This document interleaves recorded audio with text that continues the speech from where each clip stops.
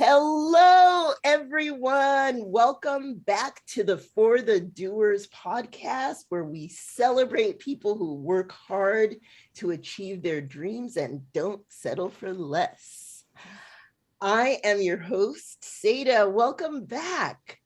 Today, I am speaking to my longtime friend, Kyra Gordon. Say hello to everybody. Hi. There she is. I know Kyra for I don't know how many years. I was thinking about that. Is it maybe 23, 24? Oh my Lord. I think I was around 17 when I met you. Okay. Yeah, now I feel super old. Woo! Because I know I was probably like in my 20s at least when I met you. A babe in the woods. And I'm 51 now. So. Still a babe in the woods.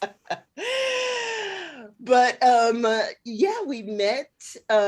Actually, was it in Gino's acting class? Sure. Or... Yeah. For sure. Wow. It was maybe at his home class. Or at his home. Yeah. Yeah, I believe so. I mean, yes. I'm not an actor, but my neighbor at the time was an acting coach and a casting director, writer.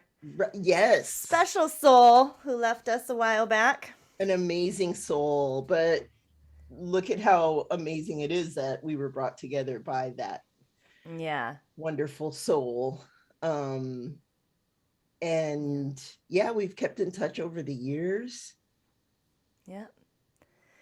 Whenever you come down, and exactly. Kyra is an amazing singer. Thank you. You know it, girl. Own it.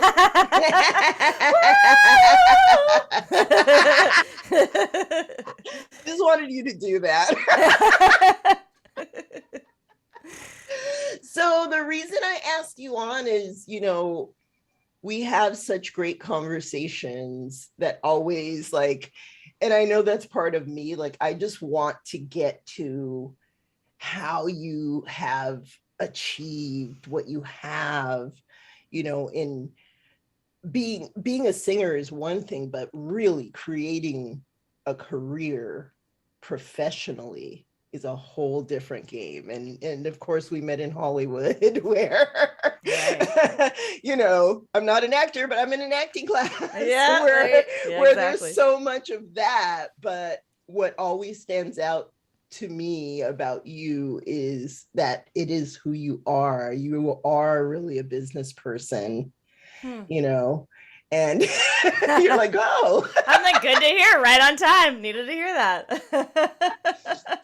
But you are, and that's the difference to me is, who knows how many people are in those classes where we met, and what are they doing now? Are they still living their dreams? I don't know most of them, but I doubt it. Yeah. I doubt it. Yeah. But it's a whole different level to say, this is my dream and I'm going to live that.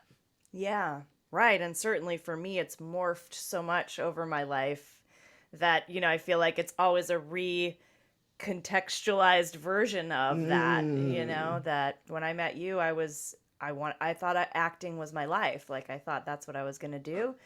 I left high school and everyone I came out at 15 to LA on my own to act, and was totally not, it kind of broke my heart to realize that wasn't really what I was going to do. But in some ways it is such a part of what I still do, as a performer and as a singer. It's hugely part of who I am. But yeah, I just think it's interesting because to think about that person in the acting class who maybe isn't 20 plus years later doing something fulfilling for it also may not have been what they were doing in that acting class, right. but I think that it's always following how it's evolving for you, and being able to let go of what you thought it was going to be too. Ooh. Has been a huge part of my walk in any case, because there's been so many versions of my life as an artist and a performer that I thought I had wrapped up. like And anything else. did But not. so that makes me want to ask you. So the girl that was 17 that I met in the acting class, who do you think she thought you would be right Okay. now? Yeah. And then the Yep. second part is, who did you really become in your own eyes? Yeah. All right. We're coming in hot. All right. Yeah, girl. Let's see. Get it? Yeah, I think like that 17-year-old thought that I would have fantasies of like I was always in that like I don't want to be a part of this club. But I want to be a part of this club. You know what I mean? Like I would like fantasize like being like at the Oscars for the movie that I was in that was like a runaway indie hit, you know, and like showing up in my Doc Martens and being like, oh, fucking, excuse me, I didn't ask you about cursing on this. You can curse. Being all ornery, like, I'm here because I must be to accept this award on behalf of my genius, you know.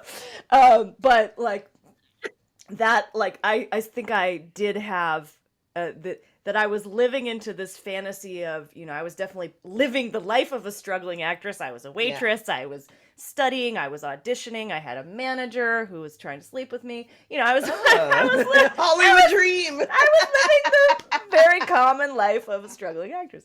But I just like I kind of hit a wall at a certain point with the authenticity piece, actually, because I think I really also was aware of my unhappiness, my loneliness, my feeling of like there's this thing that I love in this art form that I've glimpsed, but I never get to have it. All I do is run this hamster wheel of trying to get cast and accepted and you know, and it doesn't happen. I'm always the close but no cigar girl. You know, that was my experience. And looking back realistically, I mean, I was really working hard for 5 years there, which is not a long time in the grand scheme of real actors who are putting in, you know, I could have stayed and potentially had some things happen or not, or who knows. But I think that there was it's funny that this is called For the Doers, because my biggest sadness with acting was like, I never get to do it. You know, like all I do is like audition and get close, and you get to do these, you know, and it's like, oh, and then you get one line as the cashier girl, and that's a big victory, and which got me my SAG card, and then I got my first little mini series part that I had 10 lines on, and it was like but it was like, oh, I never get to do it. Right. And I had so many friends that were like a decade or beyond that older than me. All my friends were older than me. Yeah. So it was also like, oh, I'm seeing that this could very well be how I feel in a decade, that I'll still be here waitressing and still waiting for someone to accept me and cast me and give me the opportunity to do this thing that I love. And I felt very trapped by that. You know, I just felt that's like rough. When you put it that way, it's like waiting to be accepted. Which is, you know, in retrospect, there are plenty of people, and probably more than ever now, not taking it that way and coming and, you know, writing and creating their own shows and their own, you know, and I was dipping my toe in some of that, writing with a filmmaker friend, and what if we did our own thing? But, you know, it was the late 90s, and you just couldn't, you didn't have the same ability to really make something happen on your own that wasn't going to look really cheap. Yes. You well, know? and what a crapshoot, you know, when there are people who are very well connected in writing things that don't get made for years. Why would your little movie get made? Which is not always the best attitude, but it is kind of a realistic attitude to have. Yeah. And I think, to be fair, like to the city of Los Angeles, I think, you know, that's where I was at. And I think that could have gone a million different ways. And the truth is that I also just felt trapped by my state of mind there. Like I Ooh. felt like, oh, I'm living in this world and it feels kind of very small to me. And like I want to have adventures in the world, not just try to play characters that have adventures in the world. Do you know what I mean? Oh, wow. So I was Ooh. kind of like, oh, this light, like the part of being an actor is really, that is a huge amount of your focus, right? It's like figuring out how to honor other people's stories and bring them into the light in one way or another, Yeah. and give them humanity and humor and pain and vulnerability, and I loved that so much. But I also felt like I want to live my own fucking adventures. Wow. I want to know myself. And in some ways, I didn't feel like I was getting to know myself. Like, I felt like I was getting more deluded there than I was getting to know myself, you know? I mean, that's what happens to a lot of people, fortunately or unfortunately in this town in LA is like you come here for that dream and you really want to do it, but it's like there are it doesn't seem like it because it is a big town that's such a small town, Mm-hmm. you Yeah. know, Yeah. and I can see why you can say that that feels small because you were running in your own, like you said, your little hamster wheel. Mm-hmm. Um, Yeah.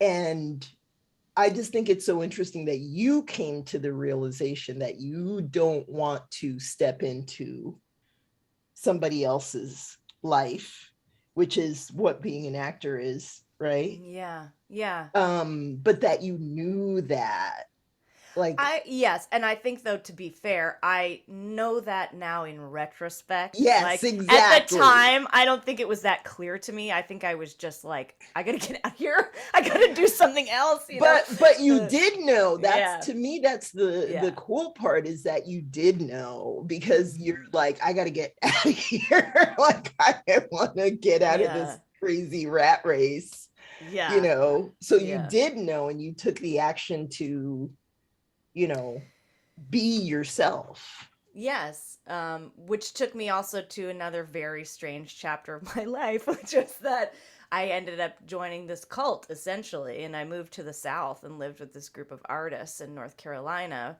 And maybe we haven't talked about this. I don't think so, girl, but spill that tea.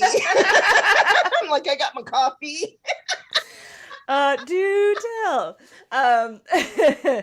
Yeah, so when I left, I actually had like a list of stuff on my wall of my little single apartment in LA that was like, go work on the Alaskan pipeline, go like figure out how to get a van and fill it full of books and drive it across country and just read. This is the Wow. most hilariously embarrassing thing ever, but the hurricane had just come out. Remember with Denzel, Hurricane? Yes. And there's that montage, like there is in every great movie like that, of him in prison, just like doing sit ups, reading books, getting in shape, you know? And I was totally like, I mean, it seems like a great option to me right now. Like, if I could do some hard time and really get down to the brass tacks of me, that would not be a bad option. So I had all these things on the list, and Sorry. it's so true. Good. I was like imagining me like doing the sit-ups, reading the Quran, whatever. I was just like, gotta get in there. Oh my God. That's awesome. And so I ended up going to New Orleans in that time period for Mardi Gras with one of my best friends. Ooh, fun. And super fun, and music town. I just love New Orleans so Oh, much. I love the music, I love the yes. feeling, I love the history, I love so much about it. And I got approached by someone selling an underground art magazine on the street, and kind of Bourbon Street, in the swirl of all of the stuff. The And I was things. pretty drunk, I think, and I bought a magazine and a sticker, and he had a sticker that said, "Stop bitching and start a revolution." Whoa. And I was like, hi. Sounds about right. Yeah. So I bought that sticker in the magazine, and it was from this artists collective, commune, cult. I use them all interchangeably, and I think they're all true to a certain extent. But um, anyway, so I went back to LA with that magazine, and long story short, moved there to North Carolina in 2001. And I Wow. ended up spending 4 years with the group before I left. Wow. And it was complicated. It was its own hurricane, solitary confinement in some ways. You asked for it. Exactly. You asked the universe for that with your Denzel montage. It's true. It looked very different on paper, but but what was like if you could sum up, like, what was that? Yeah. How did that experience get you? Yeah. Move you forward. Right. I feel like this kind of the most, what's the simplest way to say it? I thought I was going to this place where I was really going to get a sense of myself and my own creativity. And that was the sort of the bottom line of this place. Like, they had a lot of information about living art, and your life is your work of art, and we're all artists, and all this stuff. And in practice, it was really not like that. There was a leader. She was mean and crazy. And there was a lot of control of people personally, sexually. There was lots of kind of mandatory hot seat kind of psychological aspects to the place that I think appealed to my desire to really get to know myself better, and being a kind of, putting a lot of stock in being brave and facing yourself. I was ripe for whatever, she was going to throw at me, the leader or the structure of this communal place that had been in existence since the 60s and had been through all these, different kind of life cycles. And I think in terms of where it got me now, I came out of there very lost, very broken in some ways. Like, kind of, I had, been immersed in this world so intensely for 4 years. I had lost contact with everybody in LA. Wow. And I really had to start over out of that again, very deliberately, but it took me a long time to unwind a lot of what happened there. So I think that in answer to your question, and it hasn't been succinct, I'm trying, no, it's good, is that it got me really to where I am now, which is that, that nobody can actually nobody could give me what I was looking for. Only I can, right? Like, there's not a community or a leader or a town that's really ultimately going to give me the path I'm supposed to be on, the acceptance that I was seeking, am seeking. But that, like, ultimately I have to just keep going forward with what really interests me and what makes me excited and what makes me feel alive, and build that. And I couldn't really have that there either. So then I was left with, like, oh, okay, now I was 24 when I left, but I felt still young, but I did not feel young. I felt like an old lady. It's just like, and I had tried to sing there. I'd always been singing, and she, the woman who ran the place was like, you'll never, find your real voice unless you X, Y, Z, all this stuff. Her rules. And she was the singer in the band of the farm. And, of course. And, couldn't really sing to save her life. But, I can say that now freely. Yeah. Shade. Throw that shade, girl. I mean, she's deceased now. It can all be said. We all suffered through her albums and sold them on the street, and it was a lot. Wow. It was a lot for Yeah, yeah. So, That's a whole book, girl. it is. It is a book. But yeah, I think when I came out of it, there was a point where I had like those tantrums you have in your life where they're like something can no longer be pushed down and it's like I had one Yes. of those at some point in North Carolina where I was by myself. I hiked up to this place we called the Moon Landing, and I was up there, and this woman, her name was Errol, had said, she had kind of let me sing for a minute, and then she was like, no, no, no, you can't. And then she gave me this lecture about how I listened to the worst of, you know, pop sleaze music.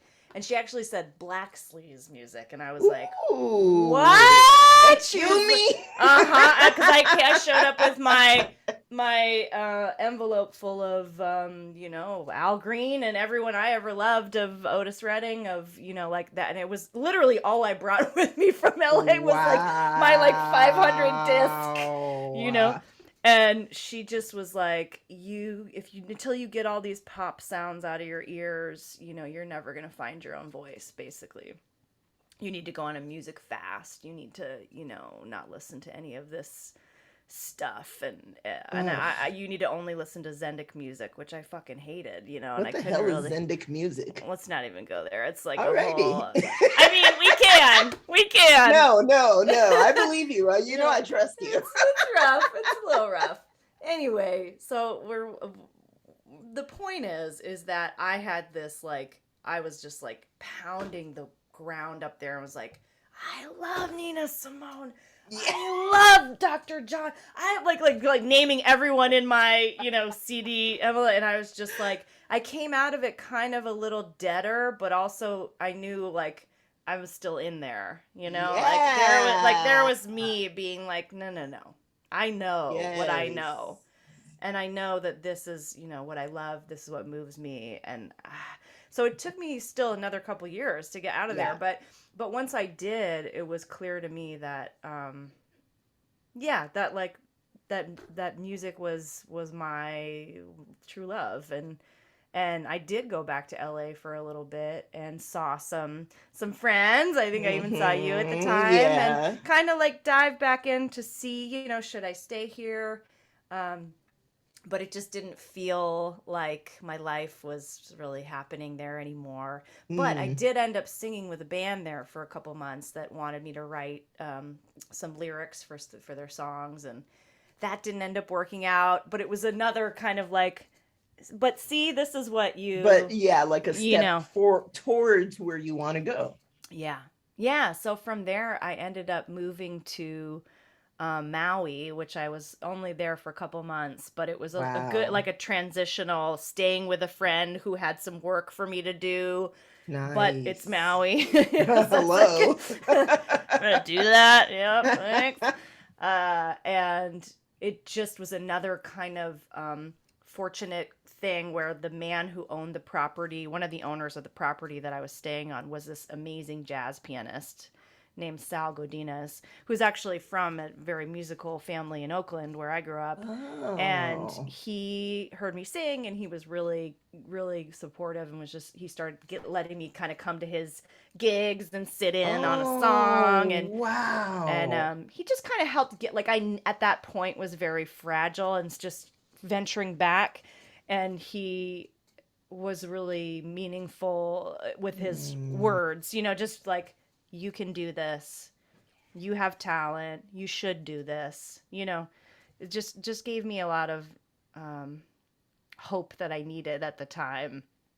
Yeah. um, and so from there I ended up moving to Paris, and I lived in Paris for a year, and that was a total like just like uh, bucket list thing, but also Seriously. it was like I can go there and just say I'm a singer and just like try to be what I say. Woo! And what a Uh, great place to do, like, what a dream come true for a musician. yeah. Wow. Oh yeah. I was very fortunate to like just be, especially in the like I was really singing blues at that time. That was my first love, Wow. and like there's so much love for that music there. Mhm. So there's a world that exists there that I don't think really exists here anymore, maybe outside of New Yeah. Orleans and maybe Chicago a little bit. Yeah. Um, but like there was a scene that I could actually plug into there, and Wow. some musicians that helped me kind of figure out how to band lead and how to count off a song and how to kind of, I recorded my first little demo there with some great musicians from Morocco, and it's just like Whoa. I kind of narrowed the field because I was in a foreign place. I didn't speak the language. I didn't know Hmm. anybody. So everything was just like, you kind of just Yeah. you're tunnel visioned because you're just like, place to live, food to eat, songs to sing. How do I? Basic. Yeah. Hello, can I? Yeah. Yeah. Wow. What Yeah. an amazing journey that has brought you to here now, Yeah. Yeah. where you have a new album that there's a song on there that I was just like, Oh girl, yeah. that is part of a Oh. soundtrack. Like, get Oh. it. Oh. So, how do you move forward now with everything? This is what we talk about a lot, is Mhm. just like, it's a journey, Yeah. and you don't always know exactly how and where you're going to end up. Yeah. Yeah, absolutely. Because like what I see is like you're constantly following, and this is the difference too, you're following your gut Yeah. on what you want to do, and you're not really settling for anything. You're just like, no, this is who I am, Mm. to this point now, where it's like you got a new album, you are still teaching, which is to me just so incredibly important. Like I said to you earlier, when I see that room, I'm like, I go back to when I was like 15 years old and I want to pull out my violin and like practice Yes. my scales, because Yeah. a lot of kids don't have that now. Totally. Oh, And I know totally. I'm sure you teach adults too, but it's like one of those things that I mean, music for me is just like my first love. I'm never gonna be a professional musician or anything, Mm. but it's just so it made me so sad to hear that someone told you that you couldn't use the voice that you have, which is insane to me. Mm. That, you know what I mean? To me, Yeah. that's literally just like Indiana Jones thing, going in and ripping out your heart. Oh, wow. Yeah. You know what I Yeah, mean? oh, Because totally. music is so like, it's Hmm. such a great way, even if you're not performing or anything, like to just, you're expressing your life, your Oh, soul through totally. music. No, it's human. I feel like it's a human right, that like Yes. we all should be whatever your particular bent is, just listening, dancing, singing, writing. It's human. It's human nature. We want to sing together, we want to make noise, we want to move, and we don't get to a lot of our Right. lives. Yeah. So I mean, like I said, that's why I think you're such a great businesswoman too, because you're living Hmm. as a Thanks. musician and someone who is lifting up music. So what are you looking at over the next couple of years on where you want to be now with everything you've learned and Yeah. experienced? Like, where is Kyra now Mm-hmm. Mm-hmm. and what is she looking towards? Yeah. So this album came out last month. It's called Soul of a Showgirl, which is kind of feels like very connected to the whole trajectory, right? Like it feels Right? like 20 years in the making of me doing this album. But I am gonna. So I've been doing for some time now, the last 2 years excluded, this cross country house concert tour Mhm. where I drive all over the country, all over North America so far, and do concerts in people's backyards, decks, living rooms. It's a Nice. donation based performance, so the audience, whoever hosts, all they have to do is provide the place and the people.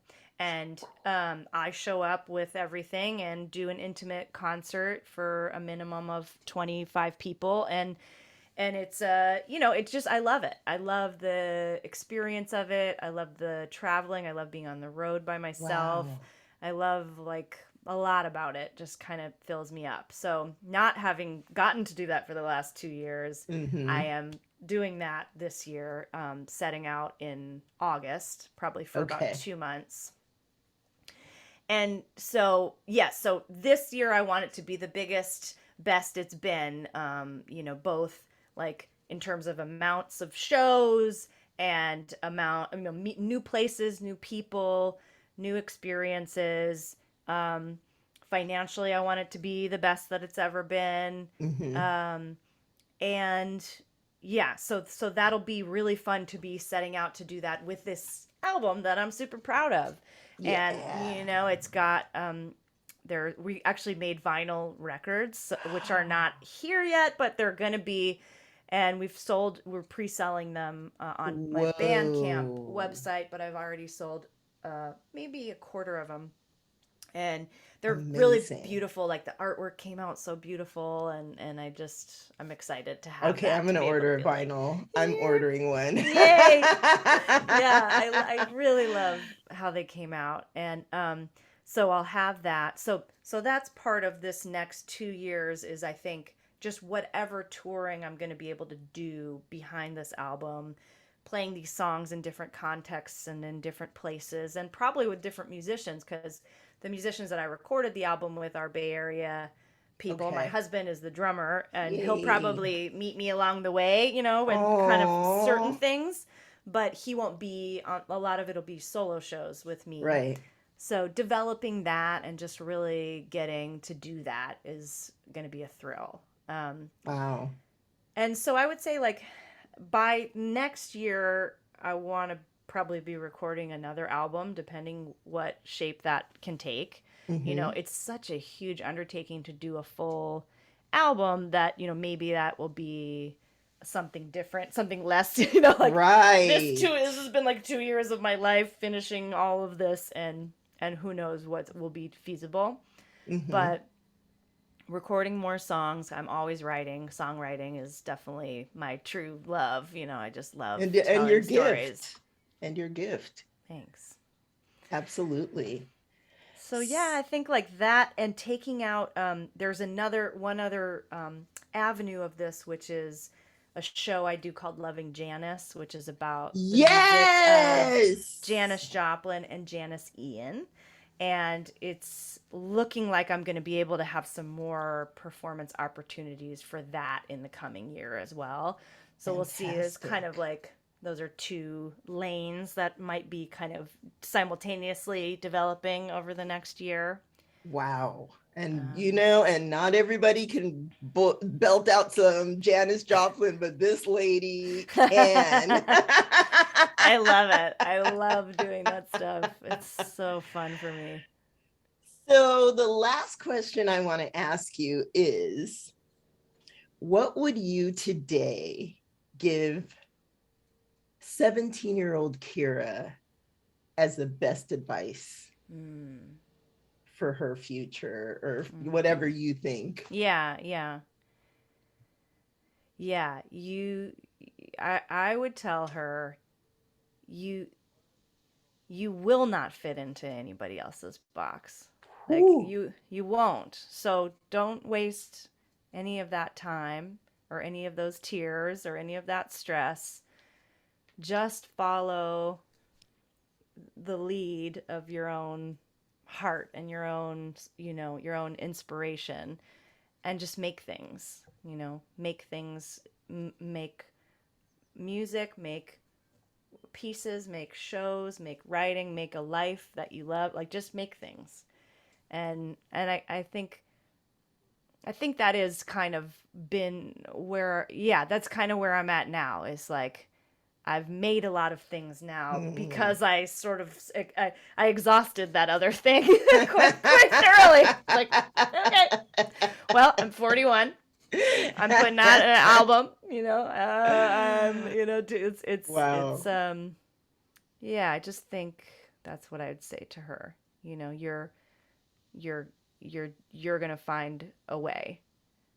Um, Oh, yeah. that's so beautiful.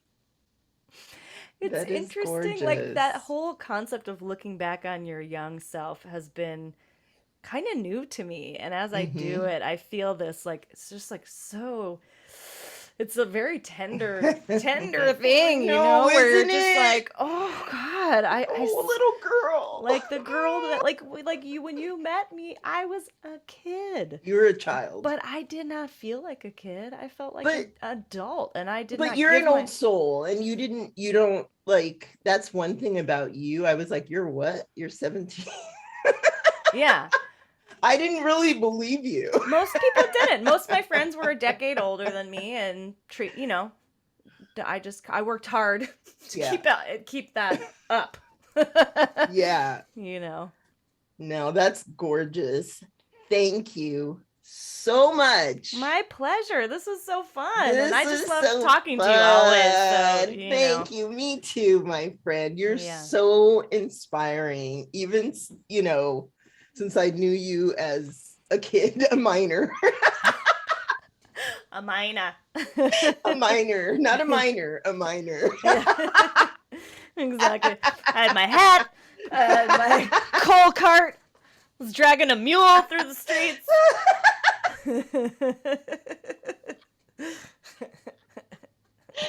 And of course, we laugh a lot. Yes, which is so thrilling. Thank you so much. My pleasure. I will Please see tell you us the soon, I name of hope. your album. Yes, you will. Yes, you Yes. will. Tell us the name of your album again, Yes, so please. it's called Soul of a Showgirl, and you can get it, you can purchase a physical copy if you want to buy the vinyl on my Bandcamp page. So it's Kyra Gordon on Bandcamp, but We'll put it in the you link. can We'll put the link. stream it and listen to it on all the other places too, on Spotify and Apple Music and all the things that you do. Fantastic.